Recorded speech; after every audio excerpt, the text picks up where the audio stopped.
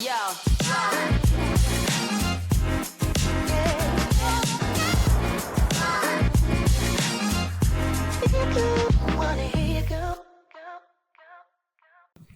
Welcome to a brand new episode of Market Tape. My name is Nathan KC Nwokoro, and I'm happy to welcome back Okudili My pleasure to be here. after 2 weeks of the show. Hi, Safibo. Lovely. It was a wonderful trip. We had to bury one of our traditional rulers who has served our community for 3 decades, I think. And he was a loved gentleman. And he died at over 96 years old. So it was a carnival kind of burial. Everybody was there. So you had fun, basically. Basically, life people is known for fun. You know?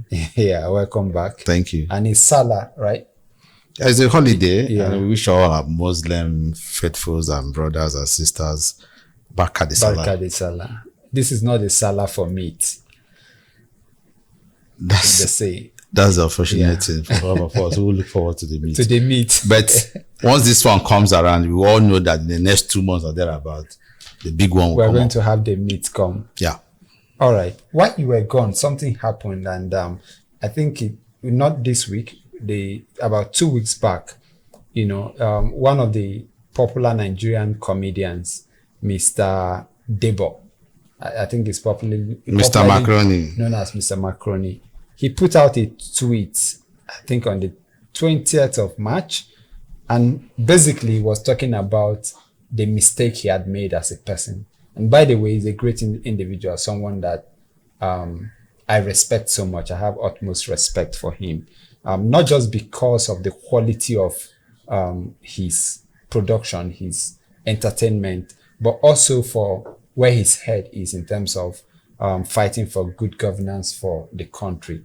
So obviously he's a great individual, but we always think that people who are famous entertainers don't make mistake, but he came out to speak about his own experiences, how he made this wrong investment back in 2021, 2022. He actually said he was scammed, from what I read. Yeah, he was scammed. Yeah. Yeah. So it means that even your celebrities or the people you think are above vulnerability can actually be scammed. Everybody can be scammed. Yeah. That was it just shows you that nobody's above scamming. So you have to always put your guys on at all times. And credit to him for coming out to speak about it, because many of us have been in such situations. I mean, it's part of the experience for everyone. You make mistakes every now and then, but the idea is to learn from them and make better choices going forward.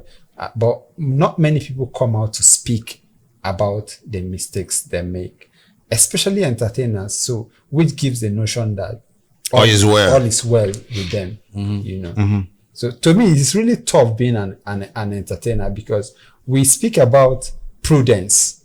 Those of us on this side of things, when we talk to people, clients or friends, we talk about financial discipline, prudence. But to me, at some level of wealth, it's easy to be wealthy and not famous. I think there's a need to differentiate between richness and wealth, or being rich and being wealthy. They are not two the same things. Okay. So let's use the word. Maybe they are rich because they earn a lot of money, Okay. but they're not wealthy. Wealthy. Yeah. When you are wealthy, you will be in this situation. Yes, true. But I'm even speaking about people who are, let me use rich. Thank you. If you are rich and famous, it's a different ball game compared to someone who is just rich but not famous. Let me use someone like Zenko. Do you know what are the contributory factors? For being famous or for being rich? No, rich and famous. The celebrity in quotes. In quotes, yes. Okay, so once you're a celebrity in Nigeria, you need to keep up with the Joneses. You need to put up an appearance. I mean, you no longer fly economy because you are now a celebrity in quotes. You now need to fly first class or chartered private jets. Yeah. Then you also need your test board also changes immediately, and to maintain that lifestyle is costly. Now you go to lounges, you no longer drink the regular beer. You now drink, you now have to do a dorime because your presence is felt and people know you are around. You sit in the VIP. You sit in the VIP, they have to do a dorime. And for each round of dorime, maybe a couple of millions have gone. Yeah, at the airport, you need to sit at the VIP lounge. Those are even rudimentary. It is the test boards and they don't no longer mix with the regular people. And I mean, if you look at the controversy over the gospel artists and why people say they are in business, particularly about what Pastor or Apostle Femi mentioned. Femi Lazarus. He showed a letter written to him by a certain artist group, and the conditions they stipulated: we must be flown first class, we must have a suite, a hotel suite, we must do this. So it is all the pressure they put on themselves in order to put up an appearance. Now, my point is, do you really have a choice when you become famous? Yes, you do. There are a lot of look, let's take music as a profession. Mm-hmm. Now, it's an act. There are a lot of musicians who are living normal, simple lifestyles. Really? There are some. Really? But yes. And they are still very professional. But is musicians. it possible? It's very possible. I mean, if you are Two-Face, for instance, you are Davido, can you walk on the street? You can't walk on the street. Okay, now freely. You can't walk on the street freely. For your own security, I'm even speaking from a security standpoint. There are things that you just cannot do because suddenly you're a famous person. People want to touch you. People want to mob you wherever you go. Because you are Victor Osimhen, right? Right. Mm-hmm. You have fans. Mm-hmm. You know, you are, so it comes within that territory that if you achieve some level of fame, right? I was going to use the example of Zenko. He's wealthy. Not many people knew him, so he could walk around town, walk through Wuse Market, and not many people will pay attention to him. But after the burial he did for his mother, he became famous. Now suddenly he can no longer walk. Have you ever heard of Bishop Bishop Imo Okonkwo? Yeah, I think I read about him. Of yes. Of a Kulo group. Yes, yesterday. Not many people know him. The name is very famous. Yes. Ekulo Holdings is a famous name. Both his company, his products are very famous. But he has found a way, despite his fame, he has almost shifted to almost all known communities in Anambra State. But despite his famous status, he has remained a private person. Yeah, because he's a businessman, he can afford to do that. But if you are Mr. Macaroni, you are an entertainer. Your business, your craft. I still think that look at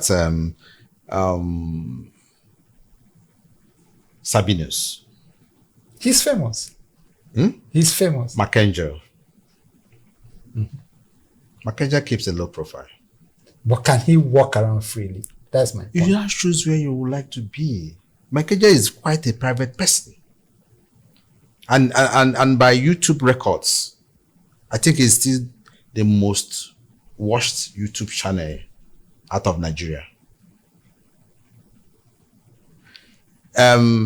Sabinus is also making giant strides. So it's a choice he needs to do. It's a choice, the kind of lifestyle he wants to do, the kind of impression he wants to create. Mackenzie has created an impression that is the modest person, even in his content development. That also applies to Sabinus. All his content development are largely low-key or low budget, as they may say. So the point is, in order not to have financial crisis, people or so-called celebrities must do the balancing act, and as much as possible try to live within their means. You know what your income is. You know how sustainable it is. You know that these things are not very regular, and at some point you might have your peak moments and you might likely drop. So you just need to be in terms with reality and adjust your spendings in line with your income profile. Yeah, I agree with that completely. Something else I want to add is, he spoke about the wrong choices he made, and that he was reckless. He was reckless. With money. Yeah. I think one on But the also the important thing to note is that he has had his own Damascus moments. So he has had a turnaround. He's no longer reckless, and he has seen results. So that's the takeaway most people should take from this. Should take. And to add to that, one important thing that most people pay little attention to is the place of an advisor, a professional who will guide you. I saw him speak on a show with Faz the Bad Guy, and Faz was they were speaking basically about the need to talk to somebody else when you're in a situation, especially a professional, an investment advisor, because when you start to make money at that level, like I was saying, some things are suddenly out of. It's not at that level alone. Most people, even when they are not rich, have knows, okay, this is my personal physician, this is my doctor, this is my mechanic, this is my plumber. You should also have my financial advisor. It's a fundamental, very important, very fundamental network link you must have. Because like you mentioned, because financial literacy, financial awareness is a fundamental knowledge.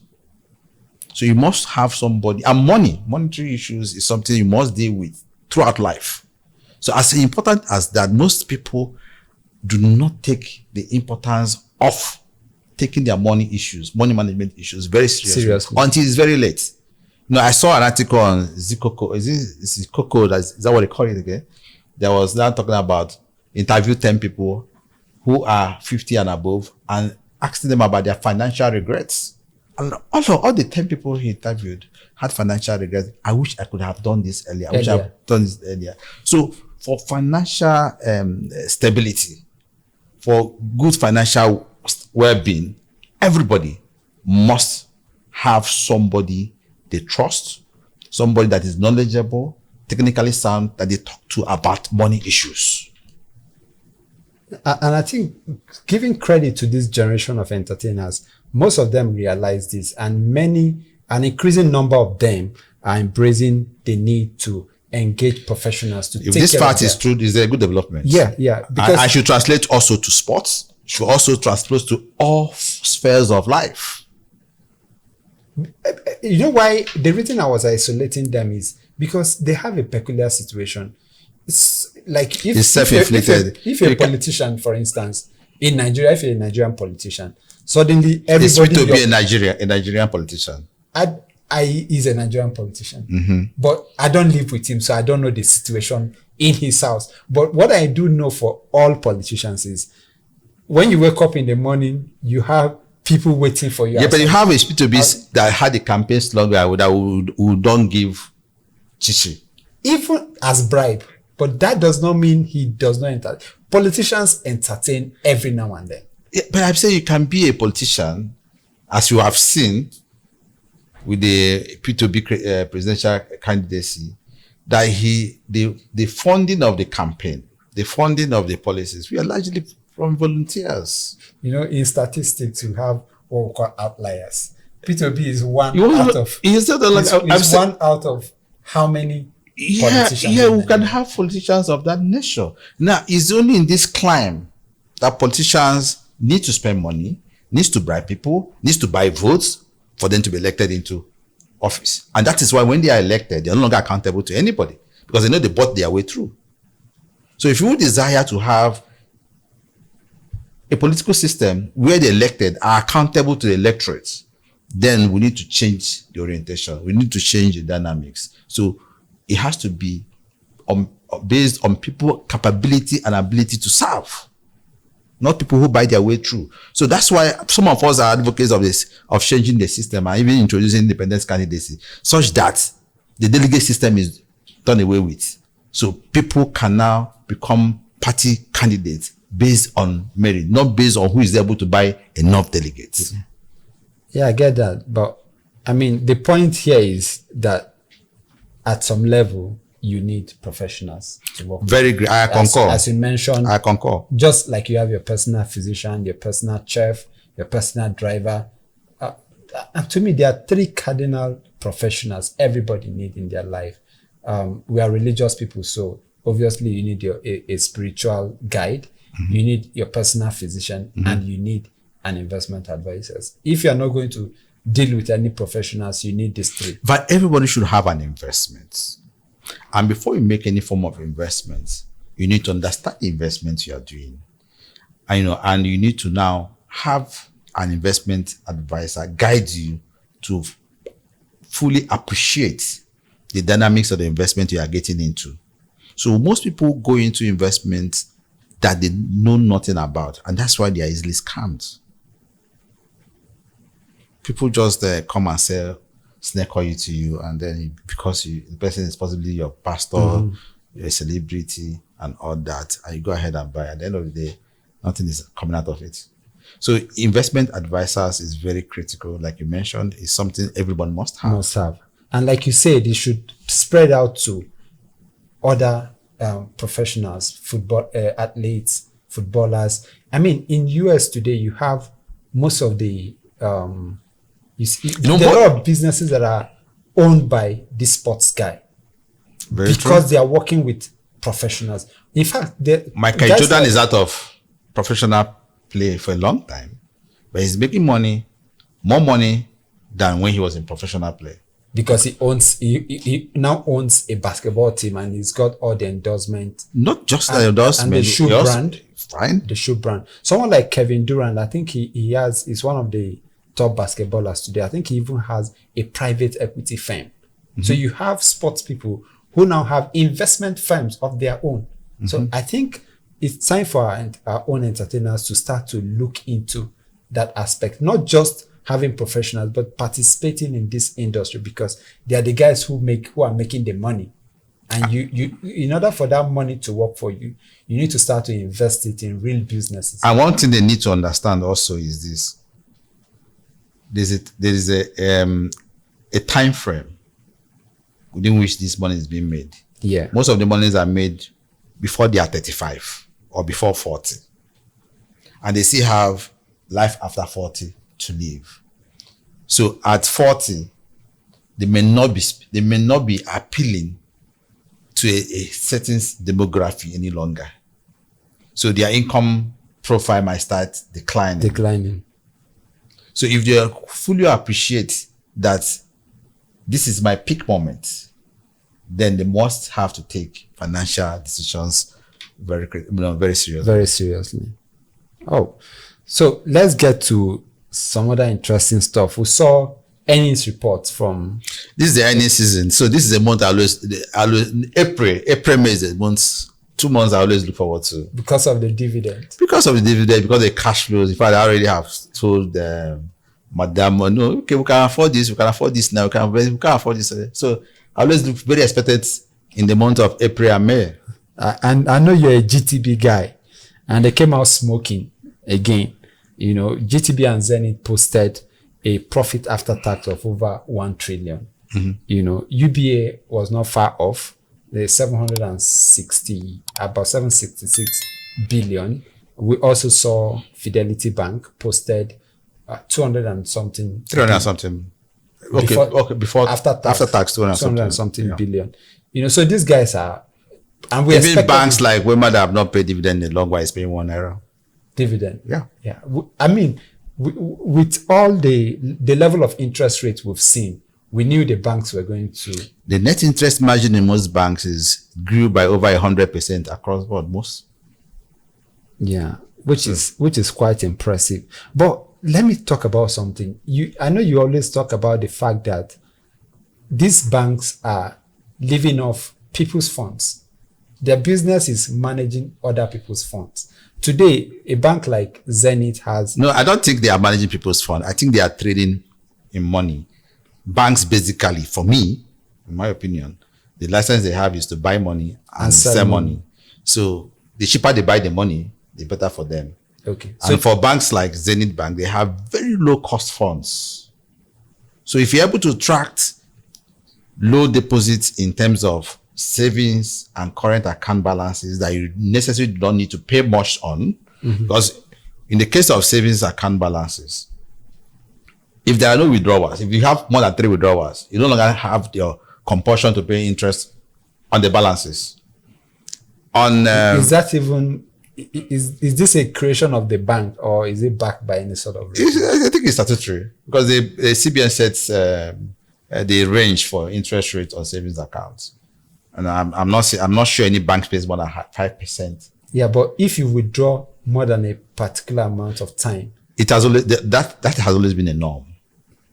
You know, from books years back, for savings account, you actually expected to have given notices before you withdraw. Mm-hmm. But now, the technology have changed, things have changed. You can now withdraw on demand, and you expect to be paid.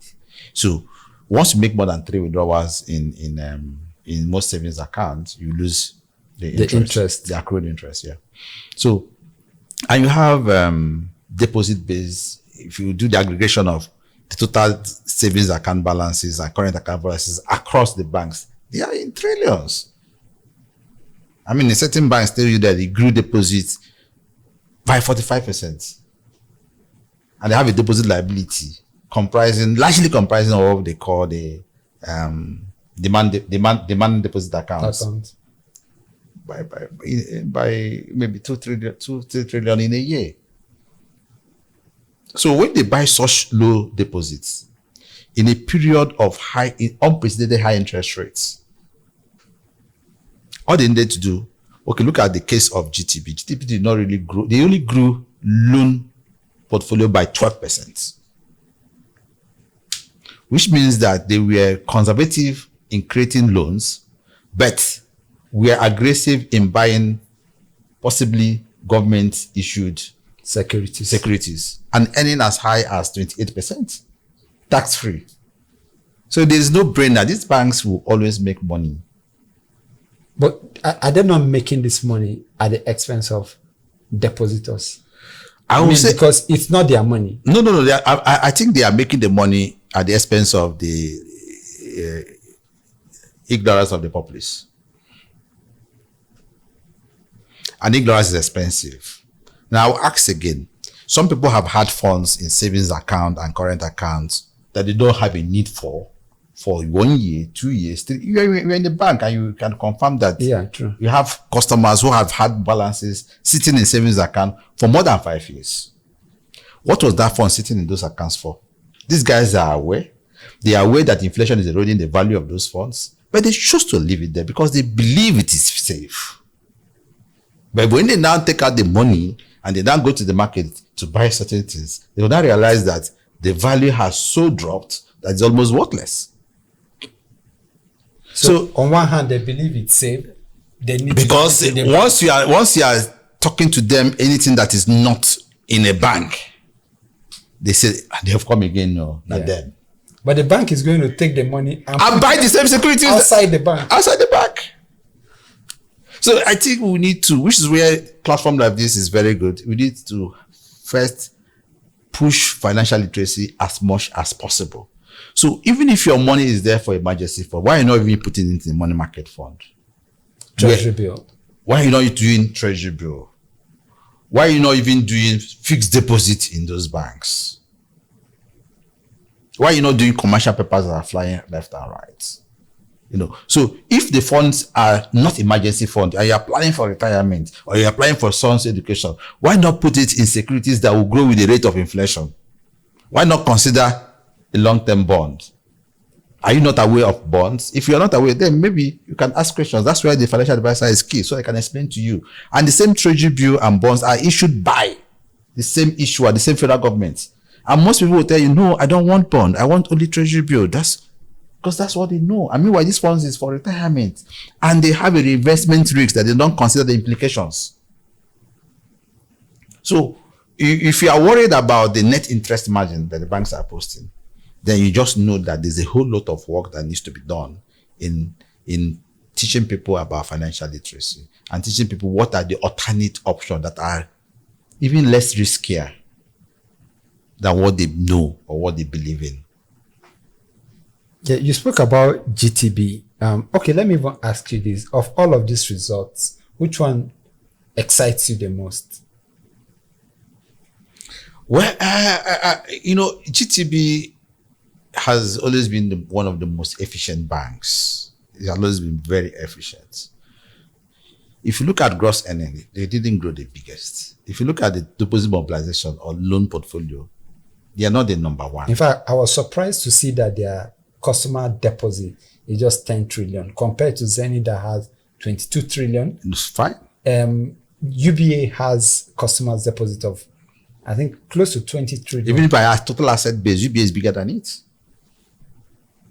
And yet they are posting that amount of profit. Well, I would say in the case of GTB in 2024, maybe an exceptional year.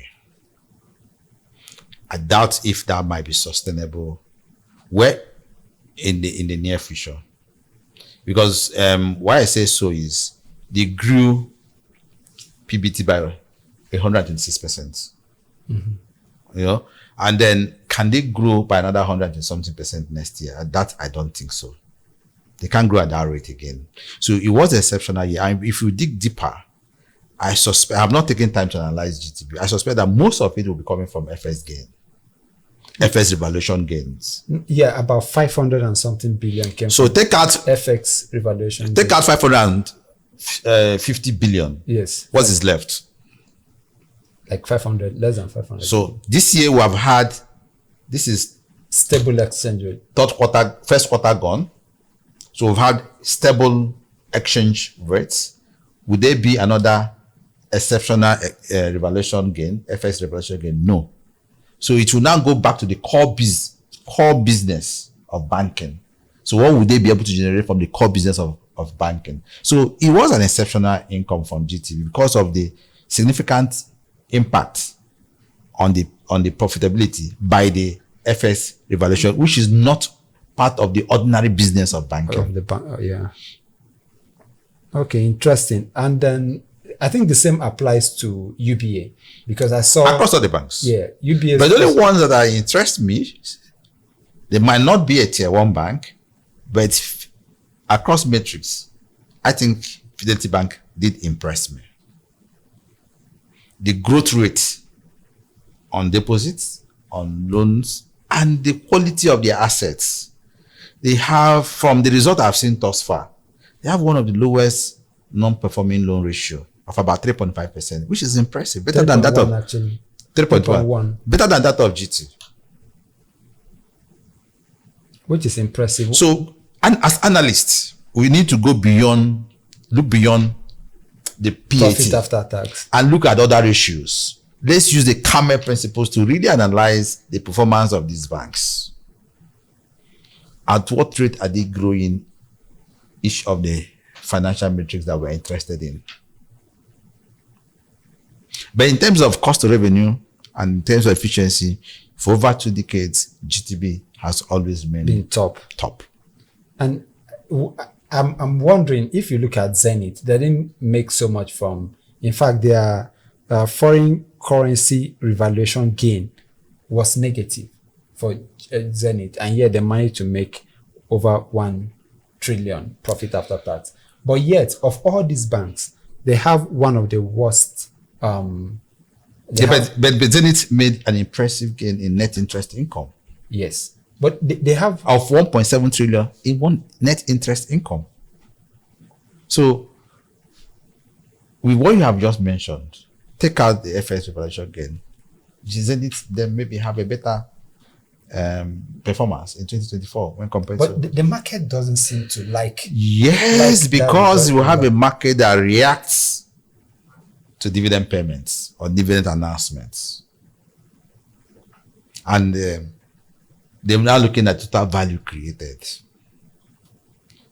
So if you look beyond dividend payments, you know, Zenith has really, a very good performance, which is down now. Of course, we have expected that dividend yield will be lower because of all the additional capital that most of them have raised. So Zenith's dividend yield is currently around 8%. GTB is around 10%. Interestingly, UBA is, I think, around 13.8%, if I got it. I'm not sure about this. Yeah, but from the results you analyze, has UBA recognized the additional capital they raised in 2024? I don't think, I've not looked at it. Because that result is not yet out. So the impact, if you apply the impact of that additional shares, then the story will be different. In the case of Zenith, that's fully accounted for. I get my point. Yeah. So we need to bring everybody to the same standards and be able to compare. Look at it. All right. So let's look at another results that came out last week. Aradel, Oil and gas. one of the leading names in upstream, midstream, and downstream sector. They had, I don't know if I'll call this an impressive result. Revenue grew by 162%. But cost of sale also grew very aggressively from 78 to 261 billion for Aradel. But in terms of margins look great. The profit margins, liquidity margins, and all of that, efficiency margins, everything looked great for this company. But my question is, they got listed on the main board last year, and in fourth quarter last year. And since then, the share price has been all over the place, nosedived, and has recovered to an extent. Where do you see the price going from here? Well, I told other people who asked me my opinion on Aradel.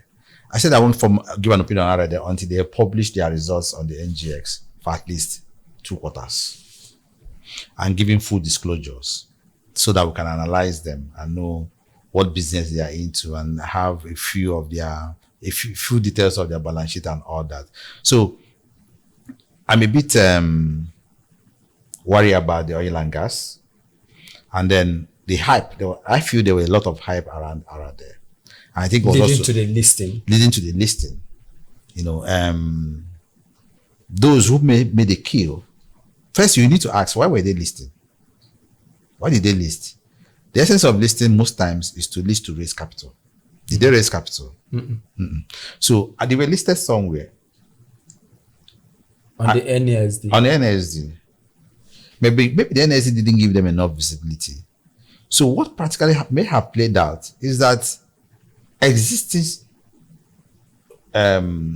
shareholders wanted a bigger platform for exit. I mean, that is also part of the reasons why companies list. But the primary listing shouldn't have been to just come and find a means to exit. The primary listing is that we are there to raise long-term capital. So if and the hype they had in the other platform also demand pushed their share prices to what may have been above their fair valuations. But now with the results coming in, analysts can sit down and say, okay, this is indeed what the fair valuations should be. We can see analysts beginning to analyze them. We don't have enough historical data to analyze Aradel. Now we are beginning to have. So I think over time, the market will correct itself, because I believe in the market. The market is a barometer. The market will reflect all available information and give you a fair price. Over time. So you haven't seen enough yet? No. But in 3 quarters of publishing results, some kind of analyst opinion can now be formed. Because we need to look at their business and then make some level of comparison. Was it fair to have compared Aradel to a Seplat? Are they on the same cadre? Are they doing the same level of business? Do they have the same level of reserves? Do they have the same level of quality of management? Do they have the same production capability? The fact that they are in the oil and gas and upstream does not mean that they are on the same ranking. No, obviously not. Owando also have oil and gas upstream exposure. What is the fate of Owando? Obviously, most of these guys depend on crude price. Aradel, for one, generates over 60% of their revenue from crude sales. And so, as we know, crude price is very volatile. With all that is going on, the global trade wars, uncertainties, and America promising to drill as much oil as they can, and the prospects of peace between Ukraine and Russia. Later we can hold it there. But can you compare the production capability of Arade to the production capability of Surplus? No, they are not at the same level. By what margin? I don't know. Did you also compare the capability of Surplus in gas production to that of Arade? Now, are we comparing them? I'm not saying what led to the hype. Well, the hype was that people were saying because they are in the upstream sector, they are an E&P company, just like Surplus. So and Surplus price is but they are not the same price. Surplus is almost what? Close to 5,000. The argument was okay. Did you follow the hype around the proposed or the suspended merger of Dangote flour with Nascon and Dangote rice? I'm not sure. You didn't follow it. You are the domestic equities guy. Okay, so here was it. An announcement was made that there's a proposed or a planned merger of Nascon, Dangote Sugar, and Dangote Rice. Mm-hmm. And at that point, Dangote Sugar was priced around 35 naira. I can't say for now what Nascon price was. But Dangote Rice, nobody knew it. Nobody have seen their books. I know. And then, because there was another company called Boa Foods that was listed. And Boa Food was trading above 100. So the argument that Dangote had a bigger market, it had a bigger capability, that if Boa Food was trading at 100, that the Dangote Foods, which is the outcome of that measure, would trade above 100. And people started mopping up Dangote Sugar and Nascom shares. And it doubled in price. Until SEC and said, look, we don't have enough information, or we think this measure is not being properly packaged, and put it on suspension. And people now started losing money.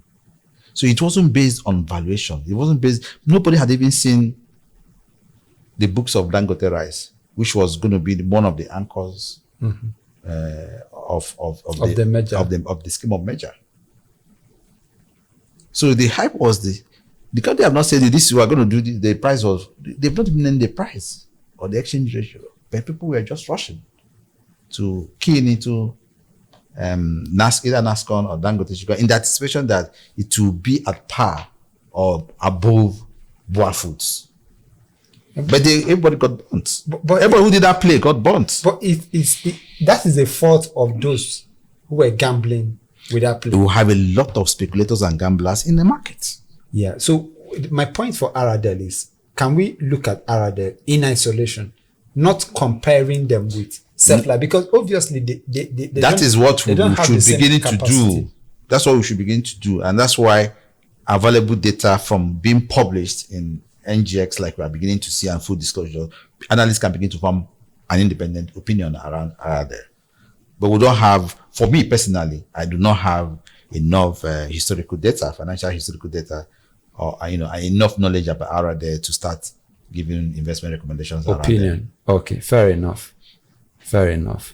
So, still in the oil and gas sector, last week we heard the NNPC come out to say that finally we're going to see them listed on the NGX pretty soon. And there was so much, I don't know if I would say excitement, there was a lot of coverage for that news. Is this something to be excited about? Yeah, sure, it's something to be excited we've been about. On this since 2021. It's something to be excited about, but there are questions. A lot of questions. Yeah, fine. To me, a lot of questions, because one, the PIA. Let's even look at the benefit of listing of the NNPC. By the PIA Act. The PIA Act stipulates that they must list within 6 months, which they've not lived up to. That's why I'm saying it's really nothing for me. It's nothing to be excited about. But that they have taken up the decision to implement the PIA is something we should be excited up for around. Because my worry is this: if they have delayed, they knew that they had 6 months to aside the PIA, the Electricity Reform Act that devastated the government investment from the distribution companies, sold to core investors and retained 40% in the hands of government. And the plan was that 40% will be sold via the stock exchange so that you and I can be co-shareholders in the distribution companies. 10 years after, has that happened? Has it? That was the plan. Yeah, because there are issues. So a typical Nigerian system. So if you have had the distribution companies listed as planned during the privatization process, maybe would have had better outcomes in our electricity sector. So, but to the extent that NNPC is now talking about listing, I'm excited. As a market practitioner, I should be excited. You know why? Mm-hmm. It will bring visibility to our market. It deepens our markets. And I would also want, in fact, I am advocating that government should not do business with any firm, either as a contractor or otherwise, who is not listed. I'm also advocating that the tax authorities. Why would that happen? Yeah, because you can't compel people to list.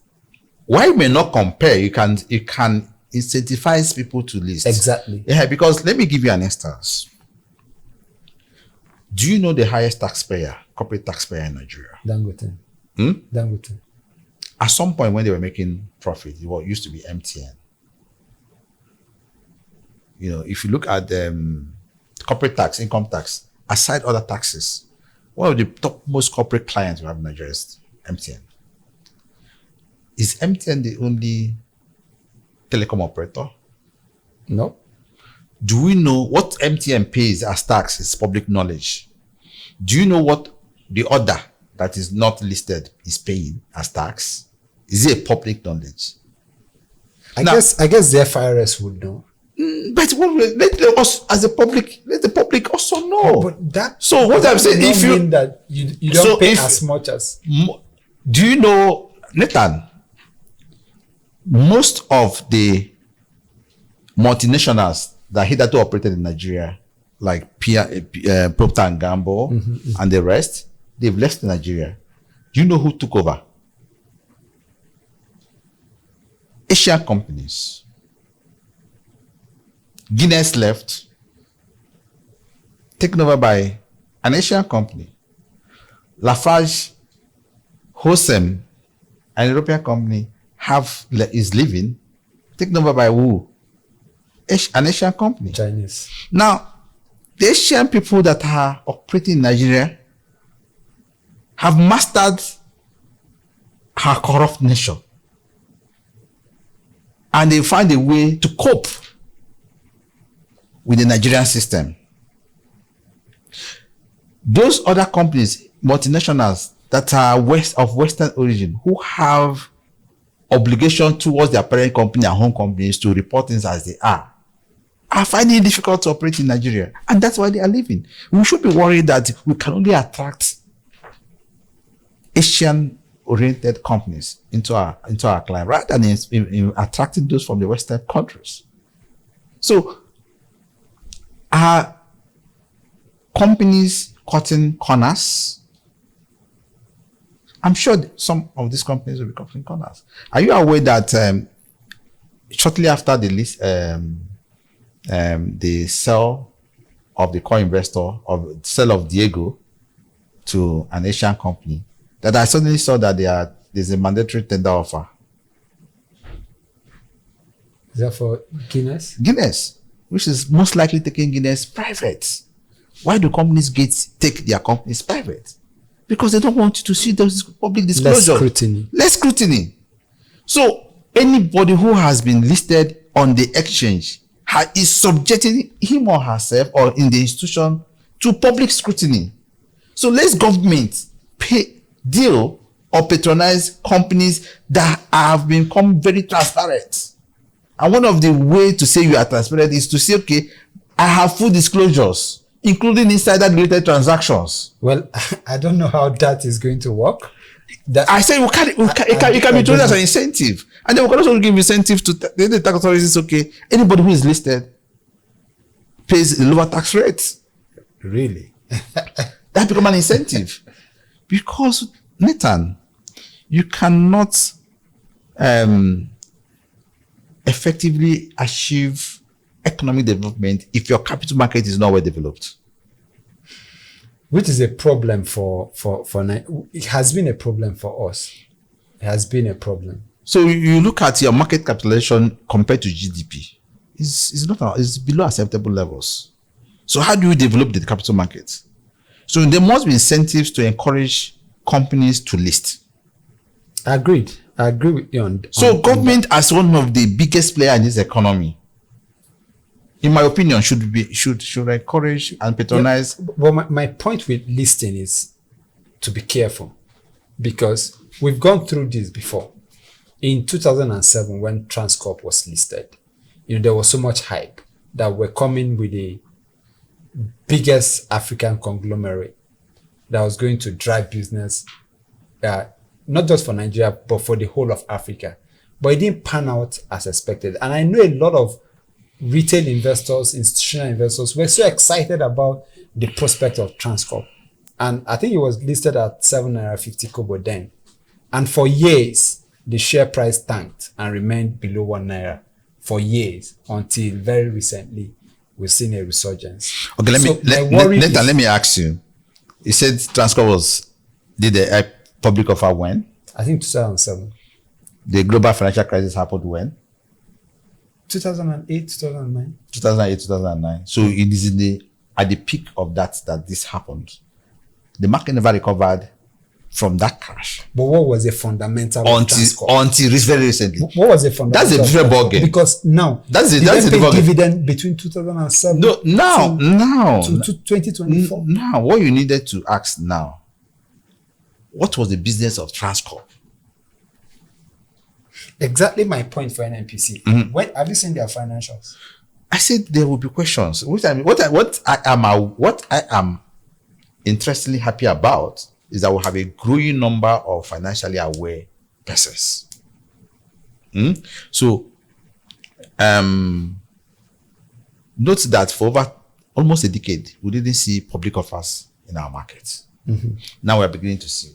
Now, when I have people who have heard stories about how people were destroyed because they borrowed money to go and buy shares and all that. So people are now better informed, diligent, and like we advised, are engaging financial advisors to guide them in their investments.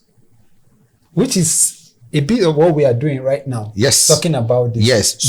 So the important thing is, do not buy into what you don't understand and what you do not know. And note that the capital market is just... Even if it's the president of the country that is promoting that investment. As the case of Transcorp. The president of Argentina promoted some investment. Was it out of ignorance? What pandas? Did you I'm not familiar with that case. There was a crypto coin, a meme coin that he tweeted about, and the thing went viral. Went viral and then pumped the price and crashed it. And some people have taken him to court. Some guy even committed suicide, I heard. So that the president says something does not mean the president or the person who made that pronouncement is informed about the facts. The full facts. The full facts. Yeah. So that's why I'm worried about. It's okay. My pastor said this. Some people take the investment because their pastors. Does their pastor know about the investment? What does he know about the investment? Or my father said. No, that has nothing to do with investing. That has nothing to do with investment. Talk to the right person and seek the right knowledge. And I'm happy that, I tell these people, I tell my friends who are Gen Zs that they are very fortunate to be in an era of AI. Information is readily available. You can ask ChatGPT. You can ask ChatGPT. You can Google it. You get it in 20 seconds. There are chatbots everywhere.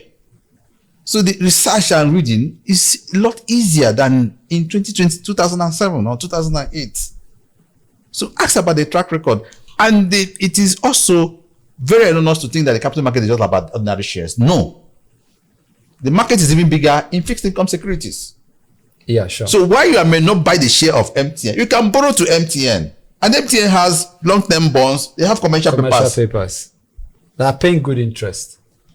Above 20%. So if I have a 20% return on the fixed income securities, I should be happy. I should be contented. So I may not be an equity play. So before you go into equity, be willing to do the research, be willing to do the work, which is part of what does the company do? Who patronizes them? What do they sell? Who patronizes How do them? they generate revenue? What market do they have? Is there enough market for their product or services?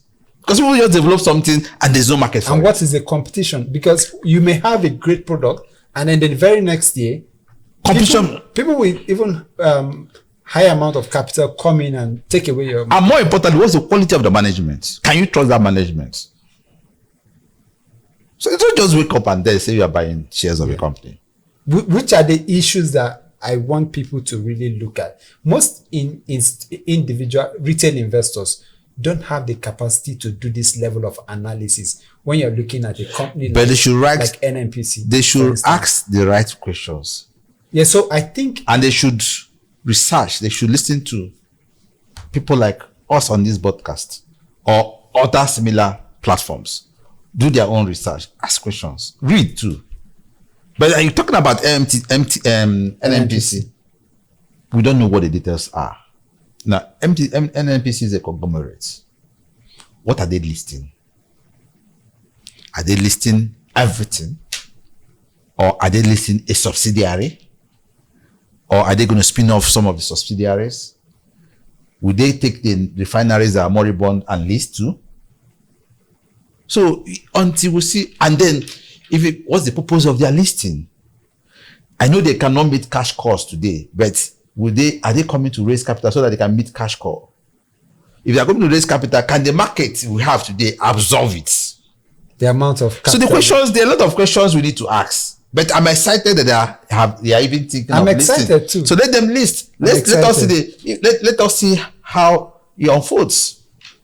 I'm excited. You spoke about fixed income, and rates have been all over the place lately.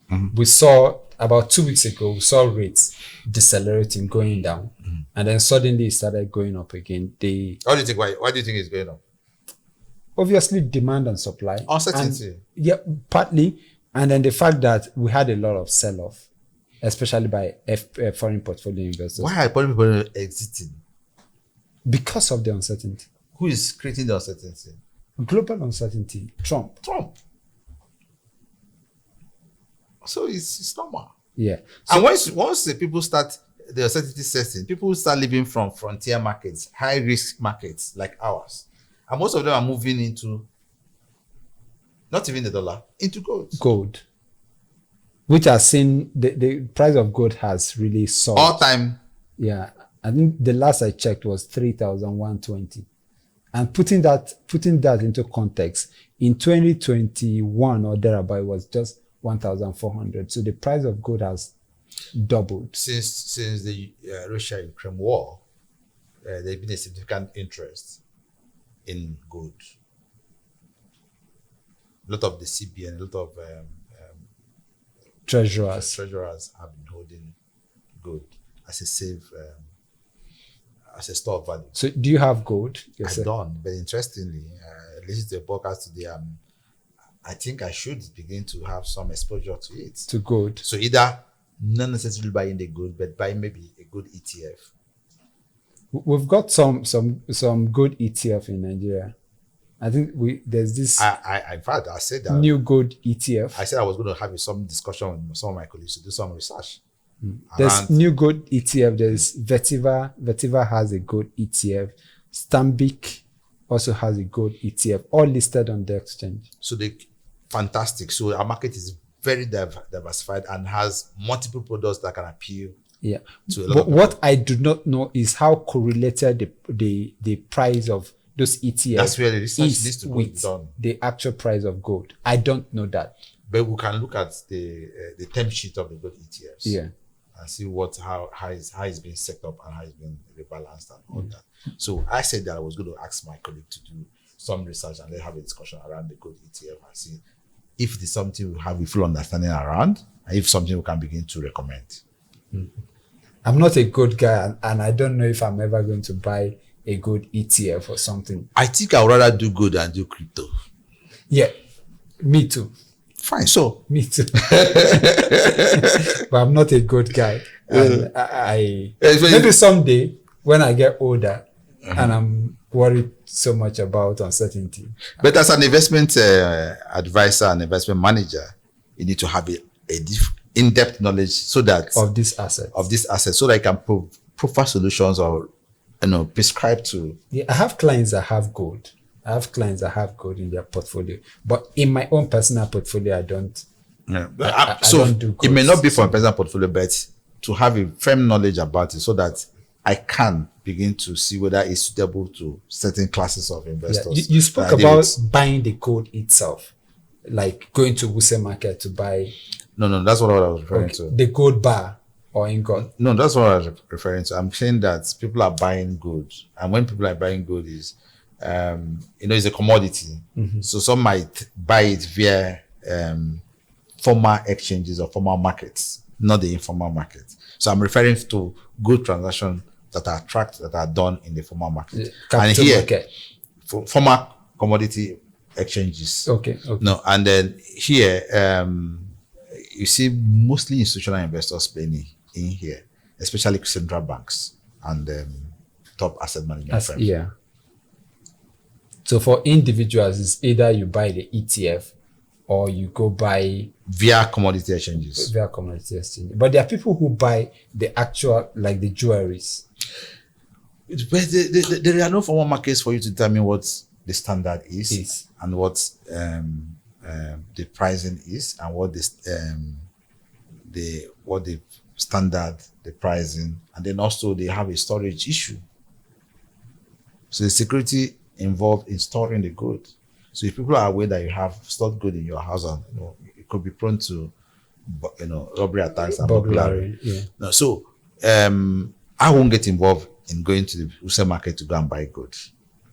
I would rather look for formalized exchanges. I might even buy the good, and the good is never traced to me, or it could be in a virtual form, or I just have an electronic receipt, which is where I'm happy with the commodity exchanges. So you can actually buy cocoa, buy maize, have tons of maize, and you never see the maize. But silver. Even silver, but you have this level of maize of this grade, and you're actually holding it. The day you want to see it, you can go to your warehouse receipt, go to the storage, wherever it is, and see it. But you can actually sell it off or continue to hold. So that's what formalized commodity exchanges offers people who are interested in commodity investments. And and as your portfolio grows, I also encourage that people to have some commodity exposures. I know 2-3 years ago, we had exposures to maize, to a commodity ETF. Through FX? Through FX. A commodity ETF, which was a basket that created, that lasted for 200, they have one running currently, that lasted for 270 days. And last year, it returned 70%. So you just, at harvest, buy into a basket, hold it, sell it during the off season, the dry season, and sell it around June, July, and by the time it settled out, the returns for last year was about 70%. That is massive, very massive. So people should, and you have multiple commodity exchanges in Nigeria, not just FX, but people are not aware. Like which one? I only know of. There's one in Lagos. Lagos Commodity Exchange. Okay. We have FX. We have the Abuja Commodity Exchange. Mm-hmm. I think there's a fourth one. Okay, interesting. I guess it's something to dig into. But we're talking about the fixed income market. Last week also DMO spoke about. I think they had a meeting, an all parties meeting, for the issuance of the 7th Sukuk bond. 300 billion is what they are looking to issue. We haven't seen a Sukuk issuance since 2023. 2023. Okay. We haven't seen. The last was in 2023. And and they issued the 2033 10-year bond. 10-year bond. In October. Yeah. 2023, yeah. Yeah. So there was none. It's actually supposed to be every year. Incidentally, they didn't issue one in 2024. And the one that was issued in 2023 was about 150 billion. It was oversubscribed. It was oversubscribed. All Sukuk issuances since inception has always been oversubscribed. Now, when we talk about Sukuk, people think it's Islamic. It's not. It's an Islamic instrument for Muslims and Islamic funds, and so a lot of retail investors who are not Muslims don't participate. But obviously, it's an ethical bond. It's an ethical bond. Yes, that's basically what it is. Here is that follows. I agree. It follows strict Sharia. Not necessarily strict Sharia. You just said that it follows okay, let me just say that it's a bond that is issued that is funding what is not offensive, what is not funded by a certain class of faiths. In the case of Sukuk, the Sukuk that has been issued thus far have always been issued to fund one specific thing: road construction. Infrastructure. Not just necessarily infrastructure, road construction. 1, 2, up to 6. Now we are talking about 7. I don't know what the purpose clause will be. We look at what the purpose clause is. But all the other ones we have seen has always been used to fund road construction. So a typical Muslim will not frown at road construction. So for anybody who has an ethical mindset that wants to avoid alcohol, not necessarily alcohol, because you don't know the other regular bonds, they do not state what they are funded. When you find out what they are funding, might not comply with your faith. So here, the government is giving an opportunity to know we are collecting, every kobo we are collecting is going to use to fund this. And that resonates with you. You are happy with it. Then you go ahead and fund. But I will encourage everybody who is interested, who has some funds, who looks towards investing in fixed income securities, to also consider buying the Sukuk. One thing about the Sukuk is that post-issuance in the secondary market, it has always traded at a premium because the demand for it is high.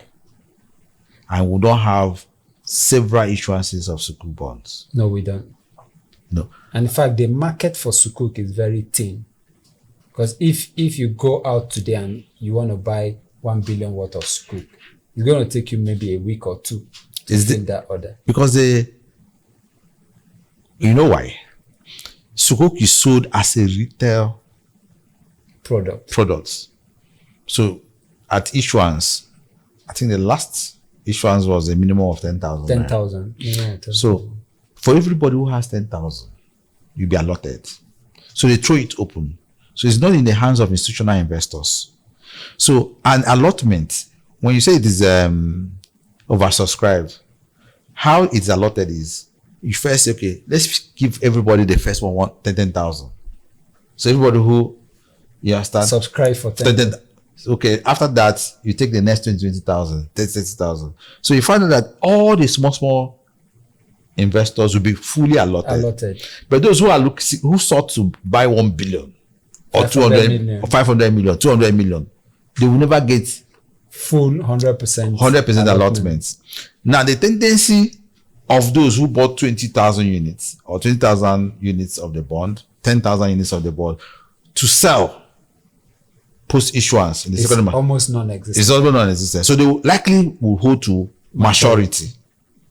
So for you or the PFA who wants to fund his ethical funds and is looking for 1 billion, 2 billion, it will take him a while to fill. So if you're a wealthy investor and you've got 100 million, 200 million to play around with, it will be a great option to participate in this Sukuk issuance, and possibly if the opportunities post issuance, because you stand to make a lot of capital appreciation post issuance, as you've said. So if you're a funded investor who has 100 million, 200 million to play around with, you can take advantage of. Very correct. That's the play most asset management firms, broker dealers, and inter-dealers do.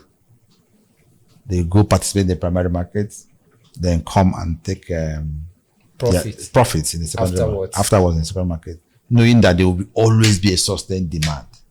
Why? Do you know why there will be a sustained demand? The PFAs have specialized funds. They have, or even some of the asset managers, they have ethical funds. Yeah. They have, so the ethical funds states you can only buy this kind of bond. Meanwhile, they have, and these bonds are not always issued. There was none in 2024. There will be one in 2025. And it's only 300 billion. Then, and your money comes every month. So as you accumulate new inflows for investment, you need to in line with regulation, them in line with the income regulation or your investment guideline, you need to channel them to the investment class. And because there's really not too much of it in the market. Yeah. So you are stuck to now drive the price up. Do you think it's a disservice to that segment of investors that the government is not issuing? Should government be the only one issuing sukuk? We've seen some quasi-government agencies issue sukuk. How did they perform? We've seen state government. Some state government has issued. But now you are speaking of the private sector issuing. Yeah, so it shouldn't just be, even if it's quasi-government or how do they call it again now? Agencies of government. Agencies of government, or the state, sub-government bodies like the state level or even private individual. I am aware some banks have even issued sukuk and all that. So the knowledge around the non-interest banking is growing. Seriously. In fact, recently at the inauguration lecture of Professor Usho Waleke, had on February 26th, some group of people launched a book that they sponsored him to write on non-interest capital market products. So even the non-Islamic finance courses are now being introduced as part of finance. So the knowledge around non-interest banking and Islamic finance is growing. So as that knowledge grows, people can take it to then develop products that can appeal to the investing public. But we should not solely depend on government to issue such products that we consider ethical or safe enough for certain ethical conscious investors. Okay, interesting. So far, we're getting to the closing part of the show. You mentioned Lafarge at some point when we're discussing the NNPC issue. Lafarge is in the news again recently in the Senate with, I think, a particular senator from Ogun State saying the government needs to intervene in the sale of 83% stake by Holcim to a Chinese investor. Now, Holcim, the existing seller, is not a Nigerian firm. It's Swedish. Switzerland. Swiss firm. And they are selling to a Chinese firm. So what is the issue here? I'm quite at loss at the motive of the senator, really. Here, if there were concerns, then they shouldn't have allowed a single investor hold as much as 83% in Lafarge. Of Lafarge, if you termed it that critically important or systemically important. So Holcim shouldn't have had. No. And also, Lafarge is not the dominant player. No. They're the number 3 in terms of capacity. I think they just control about 17% of the, less than about 15% of the entire. So the entire cement market, this player is just 15%. And you are saying is a critical national asset that can compromise the sovereignty of Nigeria. I think that we need to revisit that prayer from that senator. So maybe he needs additional information. Lafarge is, like you said, is how many percentage of the market? About 15%. 15% of the market. Yeah. Is the third biggest player. And they has always been a listed private company. Initially, it wasn't owned by Holcim. It was first owned by Blue Circle of France. Blue Circle sold to Lafarge. Lafarge was now acquired by Holcim globally. You know, so it has always changed hands, and that's when they built up the market, free entry, free exit. So if you want to continue to remain a market-driven economy, such moves to stop this exchange of shareholding should be frowned out. It makes completely no sense. So because it will deter other foreign investors from coming in. And to say that because the senator is representing Ogun State, and Lafarge has a plant in Ogun State, or two plants in Ogun State, Ewekoro and Shagamu. But those two plants are not the major critical asset of Lafarge. The major critical asset of Lafarge is in pharmacy, Cross River, where they have an installed capacity of over 5 metric tons per annum. So the person that should be worried about or are concerned about the impact of this exchange should have been the pharmacy community. But what we should worry about, what we should be interested in, this exchange between this shareholding, what will it translate to? Will the Chinese come with a better technology? And interestingly, most of the plants, including those plants owned by Dangote, even including the Lafarge itself, were built by Chinese firms. There's a new firm, a new cement company, Manga, in Semkogi. It's the Chinese that built it and running it. So it does appear that the Chinese have a better technical know-how in cement production as of today. So if they are coming, are they going to come with new technology that will lower the cost of cement? What is the current cost of cement today at 9,500? Is that healthy? Is that good enough? Can we achieve the goal of affordable housing with such high cost of cement?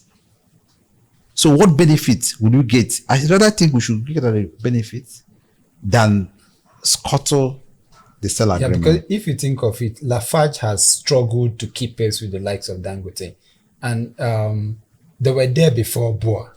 Today, BUA has increased more capacity than Lafarge. Let I recall that I said that Western companies are finding it difficult to cope operating in Nigeria. Holcim is the biggest cement manufacturer in the world, but it's struggling in Nigeria. Why? Is this still the corruption issue? I don't know, but they are sitting. Yeah. And who is taking over? So what is it that the BUA and the Dangotes are doing so well that they are increasing capacity, surpassing? Are you aware that Dangote used to be a distributor of Lafarge products? No, I knew he used to import. He used to import, yeah. and then he also leveraged knowledge from the domestic knowledge. In fact, his first MD, Joseph Makoju, was a former MD of WAPCO then, not Lafarge. He was a former MD of WAPCO. So, and they had a 40 years or 50 years head start before Dangote came. Which is really surprising why they are still the fight. So if you're a Western company and you need to keep to the standards, environmental standards, operational standards, transparencies that your parent company and your whole government demands of you, it will be difficult for you to operate in Nigeria. And that was playing out. Well, it's been an interesting conversation with you, and sadly we have to cut the tape here. Thanks for your time. Nice one. And thank you to our production team for staying with us this long. And to our viewers, we thank you very much. A lot of people are making this work from behind the scene. Yeah, I agree. And we really need to acknowledge them. Thank you. And the production team today is quite intimidating. They're intimidating. Kudos to you guys. Thank you. And to our viewers, make sure you stay locked And now I learned that they are no longer cameramen. What are you called? Okay, cinematographer. So that, okay, fine. Yeah, I like the sound of that. And to our viewers, please, if you are not subscribed yet to this channel, you are missing a lot. Please hit the subscribe button and keep your eyes glued to your screen every Monday. Thanks for watching. Thank you. Till next week, we'll be back.